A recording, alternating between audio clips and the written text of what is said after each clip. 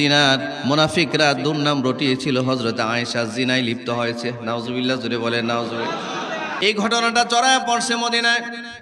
নবীজির মন খারাপ, নবী জানেন না, আল্লাহ রাসূল আয়েশার সাথে কথা বলেন না যতক্ষণ পর্যন্ত আসমান থেকে আল্লাহর কাছ থেকে সরাসরি নির্দেশনা না আসবে। আল্লাহ রাসূল হযরত আয়েশারে বললেন, তুমি তোমার বাবার বাড়ি চলে যাও, আল্লাহর পক্ষ থেকে সলিউশন আসার আগ পর্যন্ত আমি আর তোমার সাথে থাকতে পারতেছি না। আল্লাহ রাসূল হযরত আয়েশারে পাঠিয়ে দিলেন হযরত আবু বকরের বাড়িতে। বিশ্বাস করেন, যে আবু বকর যে দুইটা লোকরে প্রতি মাসে টাকা দিয়া চালাইতো, গোটা মদিনার মধ্যে এই দুঃসংবাদটা মানুষের কানে কানে ছড়াইছে ওরা বেশি। বিসমিল্লাহির রহমানির রহিম।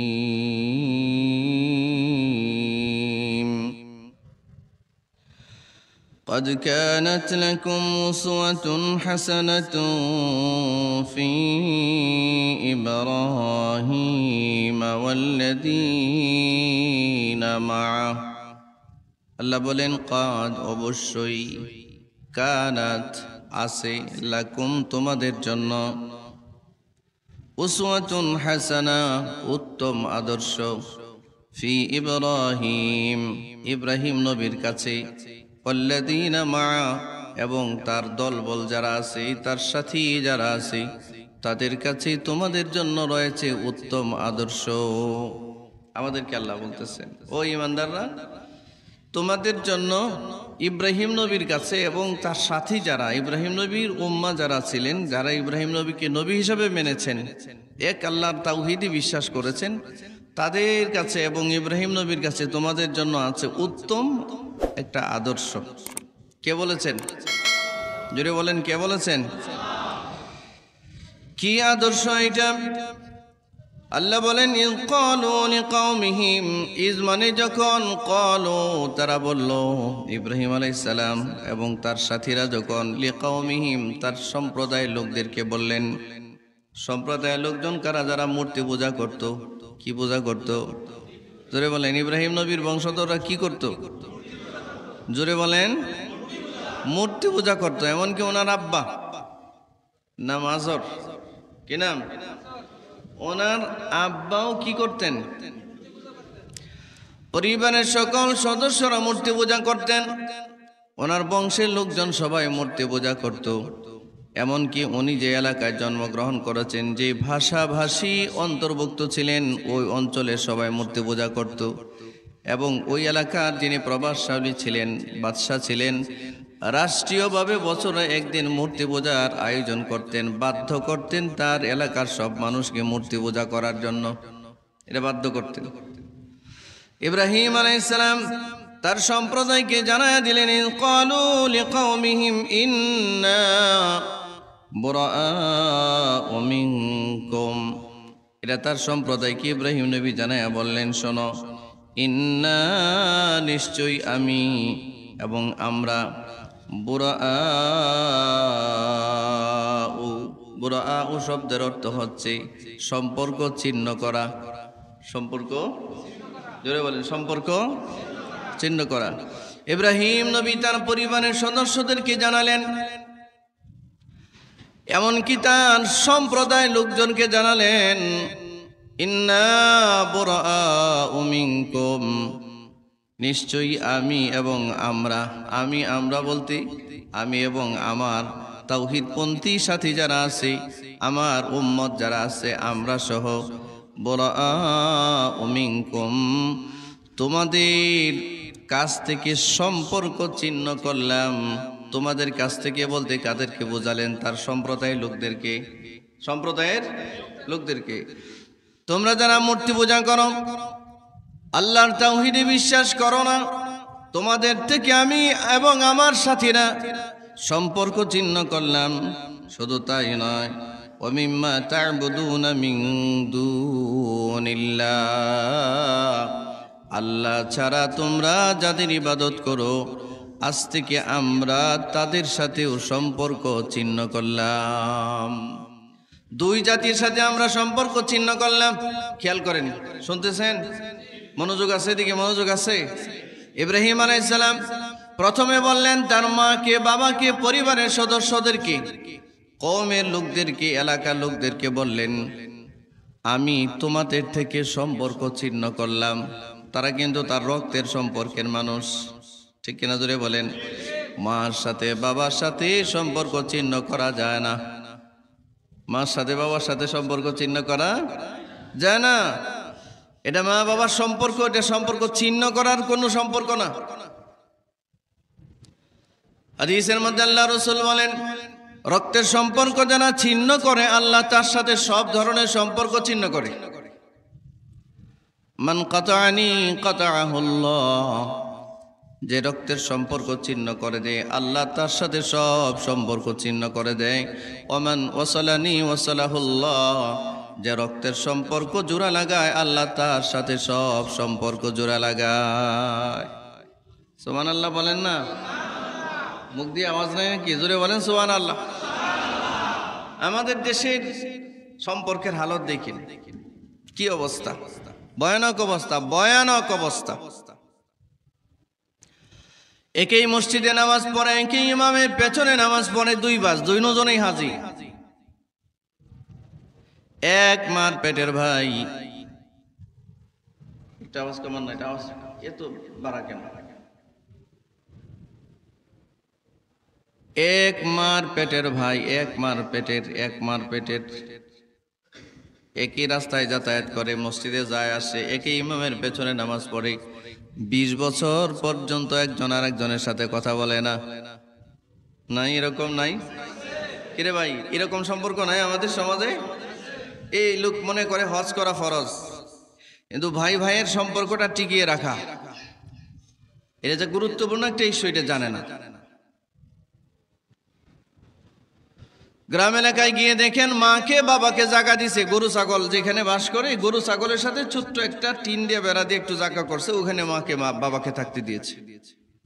ঠিক আছে কিনা? এমন দৃশ্য কি গ্রাম অঞ্চলে দেখা যায় না? এ ভাই আপনারা কথা বলেন না দেখি, গ্রাম অঞ্চলে দেখা যায় না? মাকে বাবাকে জায়গা দিছে কোথায়? গরুর গোয়ালের সাথে, গরুর ঘরে।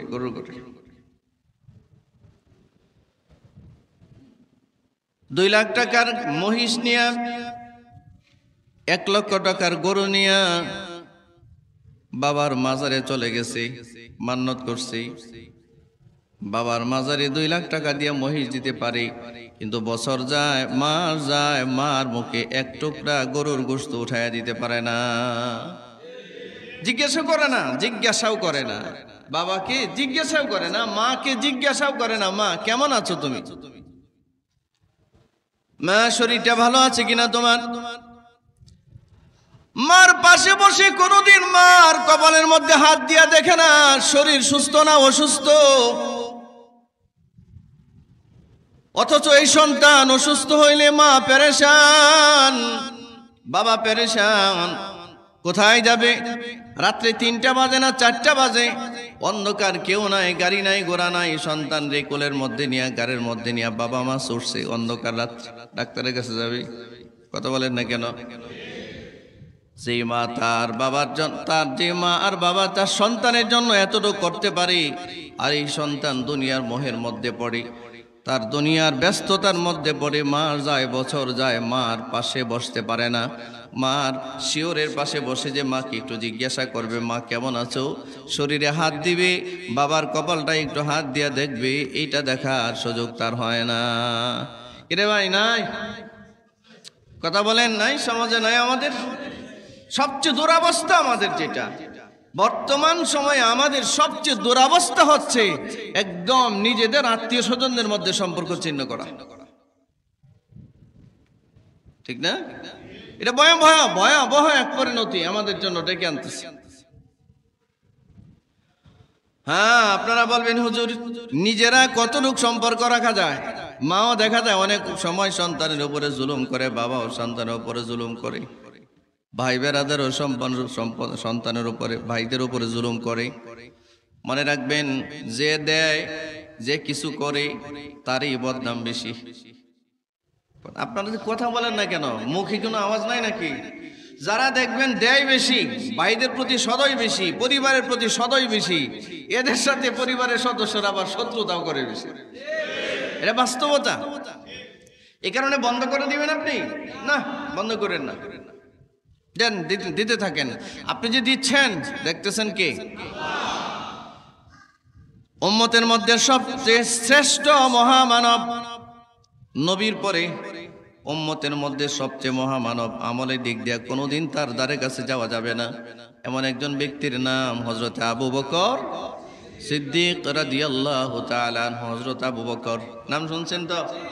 আপনারা আমল করে কি হযরত আবু বকরের উপরে চলে যাবেন? হ্যাঁ, কথা বলেন না কেন? জোরে বলেন না, পারবেন? তা আমাদের দেশে তো অনেক পীরেরা বলে যে বেটা আমি কি পীর হইছি, তুই আমার কাছে মুরিদ হইছস, আমি যদি তোরে জান্নাতেই নিতে না পারি তাহলে আমি পীর কিসের? মানে তার কনফিডেন্স দেখছেন? মানে সে টিকিট দিচ্ছে। কি দিচ্ছে?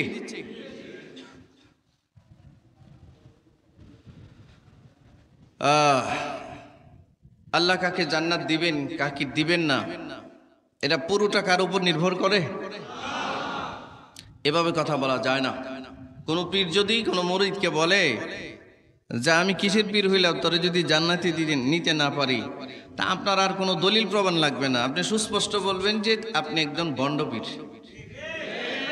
বলেন আপনি একজন, সবাই বলেন আপনি একজন ভণ্ড পীর। আপনার নিজেরই তো ঈমান নিয়ে মরার কোনো সিউরিটি নাই, আপনি নিজেই তো জান্নাতে যাবেন না জাহান্নামে যাবেন জানেন না। পৃথিবীর প্রতিটা মানুষ ভয়ে আছে।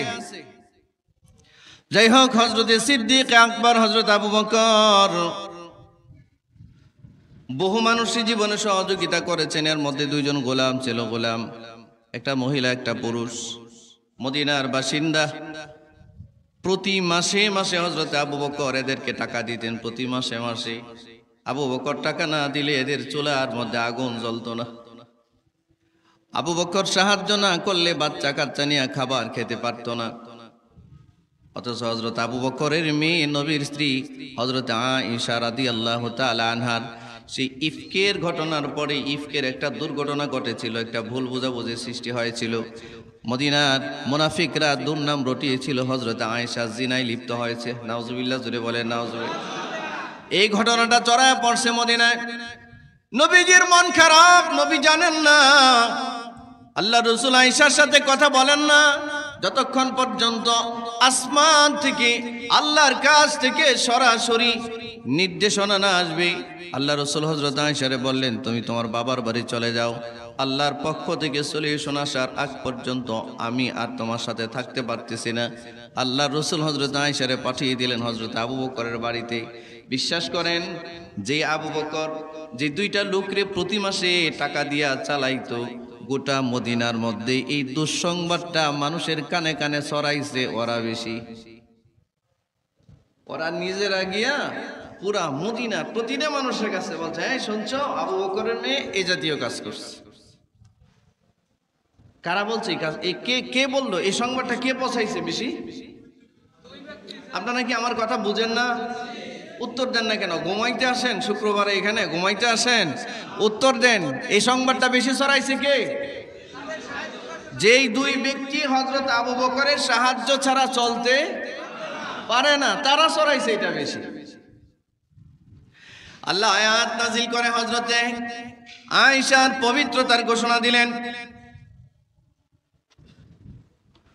নবীজি আয়েশাকে বাড়িতে নিয়ে আসলেন। লম্বা কথা, হযরত আবু বকর রাসূলের কাছে গেছেন, গিয়া বলেন, হুজুর, আমার সবচেয়ে বেশি কষ্ট দিয়েছে ওই দুইটা মানুষ, যেগুলোরে প্রতি মাসে আমি টাকা না দিলে সংসার চলে না। নিয়ত করেছি আজ থেকে আর এক পয়সাও এদেরকে দিব না। কে বলে? বলেন কে বলে? হযরত আবু বকর এই কথা বলে। রাসূল বলেন, কেন দিবেন না? বলে, জানেন না কেন দিব না? আমার মেয়ে এটা নির্দোষ, অথচ এরা গোটা মদিনায় সংবাদ পৌঁছেছে আমার মেয়ে দোষী। নবীজি মুস্কি হেসে বলেন, তাহলে তো আপনি আল্লাহর জন্য দিলেন না, যা দিতেন পারলে আরো বাড়াইয়া দিয়েন। বন্ধ করেন না, বন্ধ করেন না। আপনারে আল্লাহ জিতে দিছে আর তারে আল্লাহ বদনাম করতে দিছে। কর গিয়া কর, দেন, আপনি দেন। আপনার ভাই শত্রুতা করে, তাও দেন। কথা শুনে না, তাও দেন। বাবা মা আন্তরিক না, তাও দেন। আপনি তো দেওয়ার মালিক। দিতে দিয়েছেন কে? দিতে থাকেন। যে দেয় তারেও আল্লাহ দেখে, আর যে নিয়ে আপনার ক্ষতি করছে তাকেও আল্লাহ দেখে।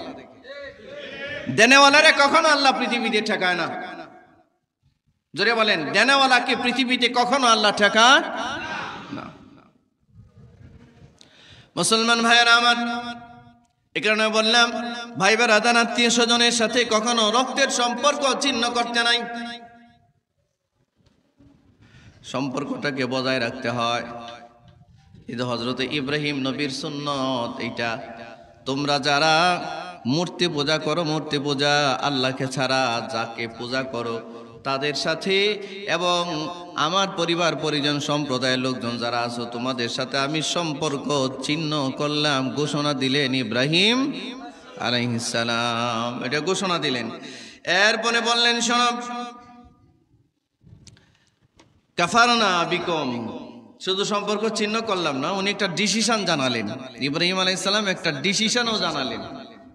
ডিসিশন জানায় বললেন, কাফারনা বিকুম, আমি তোমাদেরকে অস্বীকার করতেছি, অস্বীকার করতেছি তোমাদেরকে, বিরোধিতা করতেছি তোমাদের।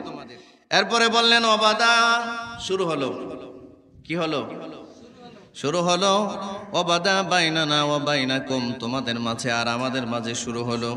কি শুরু হলো? আল আদাওয়া, শত্রুতা।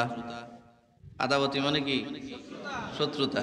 শুধু শত্রুতা নয়, আরেকটু বাড়ায় গিয়া বলেন ওয়াল বাগদা, বিদ্বেষ। শত্রুতা এক জিনিস, বিদ্বেষ আরেক জিনিস। ইব্রাহিম আলাইহিস সালাম বললেন, এই তোমরা যারা মূর্তি পূজা করো, হতে পারো আমার মা, হতে পারে আমার বাবা, হতে পারে আমার পরিবারের সদস্য কেউ, হতে পারে আমার বংশধর কেউ, মনে রাখো আল্লাহকে ছাড়া তোমরা যারা মূর্তি পূজায় সম্পৃক্ত হয়েছ, তোমাদের সাথে আমার সব সম্পর্ক আজ থেকে আমি ছিন্ন করলাম, এবং তোমরা যাদের পূজা করো তাদের সাথে আমি ইব্রাহিমের সব সম্পর্ক ছিন্ন করলাম। আর শুধু ছিন্ন করলাম না, আমি ঘোষণা দিলাম আজ থেকে তোমাদের সাথে আমার শত্রুতা শুরু হলো। 2 নাম্বার, শুধু শত্রুতা নয়, বিদ্বেষও শুরু হলো। শোনা যাচ্ছে? কি বলে? ঘোষণা দিয়া বললেন, আজ থেকে তোমাদের সাথে আমার শত্রুতা এবং তোমাদের সাথে আমার বিদ্বেষ। কতদিনের শত্রুতা বিদ্বেষ? আল্লাহ বলেন আবাদান। ইব্রাহিম নবী জানাই দিলেন এটা চিরদিন চলবে। মূর্তি পূজারীর সাথে এবং মূর্তির পূজা যারা করে এদের সাথে, মূর্তির সাথে আমি ইব্রাহিমের সুন্নাহ হলো চিরদিনের জন্য আমি বিদ্বেষ আর শত্রুতা ঘোষণা দিলাম। তোমরা যারা ইব্রাহিম নবীর উম্মত দাবি করো, তোমরা যারা ইব্রাহিম নবীকে বাবা বলে দাবি করো, এই সমস্ত মানুষগুলো ইব্রাহিম নবীর সুন্নতটা, এই আদর্শটাকে ধরতে হবে। এজন্য আল্লাহ বলেন, কাদ কানাত লাকুম উসওয়াতুন হাসানাতুন ফি ইব্রাহিমা ওয়াল্লাযিনা মা। শোনো, অবশ্যই ইব্রাহিম নবী এবং তার সাথীদের কাছে তোমাদের জন্য উসওয়া আছে, উসওয়ায়ে হাসানা আছে, উত্তম আদর্শ। এই বিষয়ের উপরে যে ইব্রাহিম নবী যে সিদ্ধান্তটা নিয়েছিলেন, যারা মূর্তি পূজা করে এবং যারা মূর্তি পূজার সাথে সম্পৃক্ততা রাখে, বিশেষ করে মূর্তি পূজারী এবং মূর্তি, এই দুজনের সাথে ইব্রাহিম নবী এবং তার সাথীরা চিরকালের বিদ্বেষ আর শত্রুতা পোষণ করার ঘোষণা দিয়েছে। আল্লাহ বলেন ইব্রাহিম নবীর এই সিদ্ধান্তটা আমার কাছে খুব পছন্দ হয়েছে। আল্লাহু আকবার। এজন্য এই উম্মতে মুহাম্মদীকে আল্লাহ ইনস্ট্রাকশন দিয়ে বলেন, তাহলে তোমরা ইব্রাহিম নবীর ওই সুন্নতটা গ্রহণ করতে পারো। বোঝা গেল আল্লাহ আমাদেরকে উদ্বুদ্ধ করছেন মূর্তি পূজার সাথে শত্রুতা করতে। আপনারা কথা বোঝেন না? মূর্তি পূজার সাথে শত্রুতা করতে উদ্বুদ্ধ করলেন কে? মূর্তি পূজারী যারা যারা মূর্তি পূজা করে তাদের সাথে শত্রুতা আর বিদ্বেষ করা উদ্বুদ্ধ করলেন কে? আল্লাহ। এরপর আল্লাহ রাব্বুল আলামিন বলেন, কতক্ষণ পর্যন্ত তোমাদের সাথে শত্রুতা? আল্লাহ জানায় দিলেন হাত্তা তুমিনু বিল্লাহি ওয়াহদা, যতক্ষণ পর্যন্ত তোমরা এক আল্লাহর উপরে ঈমান না আনবা ততক্ষণ পর্যন্ত তোমাদের সাথে আমাদের এই শত্রুতা আর বিদ্বেষ চলতেই থাকবে। মূর্তি পূজা পরিহার করে, মূর্তি পূজা ছেড়ে যতক্ষণ পর্যন্ত এক আল্লাহর উপরে ঈমান না আনবা ততক্ষণ পর্যন্ত তোমাদের সাথে আমাদের এই শত্রুতা আর বিদ্বেষ এটা চলতেই থাকবে। ডিসিশন। এরপর আল্লাহ রাব্বুল আলামিন বলেন ইল্লা কওলা ইব্রাহিম লিআবি, তবে ইব্রাহিম আলাইহিস সালামের আব্বার ইব্রাহিম নবী একটু ডাকলেন। বাবা তো, বাবার প্রতি মায়া আছে না, মার প্রতি মায়া আছে না, আলাদা একটু ডাকলেন, ডেকে বললেন ইল্লা কওলা ইব্রাহিম লিআবি। ইব্রাহিম তার বাবার ব্যাপারে একটু দোয়া করলেন আমার কাছে, লা আস্তাগফিরান্না লাক। আব্বা, ইব্রাহিম নবী ওনার আব্বার ডেকে বলে আব্বা সম্পর্ক তো ছিন্ন করলাম, তবে আমার আর একটা দায়িত্ব, আমি না আপনার জন্য আল্লাহর কাছে ক্ষমা প্রার্থনা করব, আল্লাহ যেন আপনাকে মাফ করেন, ইস্তেগফার করব। কি করব? ইস্তেগফার। একথা আল্লাহ বলেন লা আস্তাগফিরান্না লাক, আমি আপনার জন্য ইস্তেগফার করব আল্লাহ তাআলার দরবারে। ওমা আমলিকু লাকা মিনাল্লাহি মিন শাই, তবে আপনাকে হেদায়েত করার মালিকানা আমার নাই, হেদায়েত করার মালিক কে? এরপর ইব্রাহিম নবী বললেন রব্বানা আলাইকা তাওয়াক্কালনা, রব্বানা হে আমাদের রব, আলাইকা তাওয়াক্কালনা আমাদের কেবল ভরসা আর তাওয়াক্কুল কার উপর? জোরে বলেন কার উপর? এরপরে বলেন ওয়া ইলাইকা আনাবনা, আল্লাহ আমরা তো আপনারই মুখী, ওয়া ইলাইকাল মাসির আমরা তো ঘুরে ফিরে আপনার কাছে ফেরত যাব। এটা জানায়া দিলেন, আল্লাহ কেউ বললেন। এখন কথা হলো যে ইব্রাহিম নবীর এই সুন্নাত